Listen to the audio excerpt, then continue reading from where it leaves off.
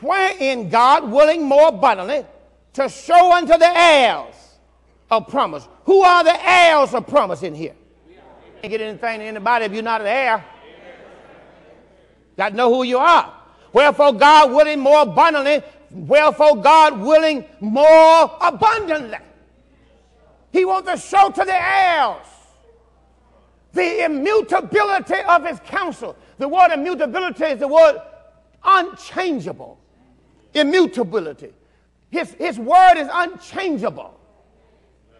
His counsel is unchangeable. God wants to show the heirs of promise. That's us.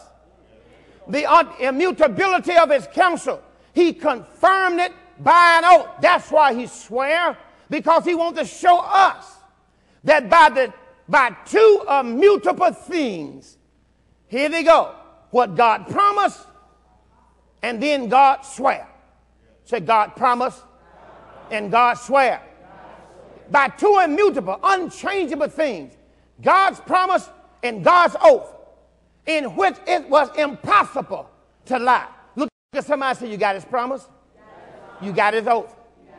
It's impossible for God to lie. So you got to come to a place to realize God has already put them there. I always got his promise and I always got his oath. Now I need to understand one thing out of the whole thing. I got to now judge him faithful. Look at Genesis 26, 1 through 5. There was a famine in the land besides the first famine. That was in the days of Abraham. Isaac went unto Abimelech, king of the Philistines, to Gerar. How is Isaac going to get healed? And the Lord appealed to him and said, go now down to Egypt, dwell in the land which I shall tell thee of. Sojourn in this land, in this land. This land is Christ now. And I will bless thee. I'll be with you, number one. I will bless you, number two. Under thy seed, I will give these countries. I'll perform the oath. Wait a minute. He told Isaac, I'm going to perform the oath which I swear unto Abraham, thy father. So God is not coming to promise again. God is not coming to look at your obedience again, because Christ done that when he went to the cross. God is not coming again to swear to you again. God coming now to confirm. Perform, I'm sorry. It's already been confirmed. God coming to perform. So that's what the Holy Ghost would do, Miss Crump. He would take your minds. He's going to show it to you now. And once God shows it to you, all you can do is believe. See, what we're trying to do is make it happen. You can't make this happen. Once God showed you that he took your infirmities and bore your sicknesses, you don't need him to go kill his son again. You don't need him to promise again. You don't need him to swear again. You need to just believe God.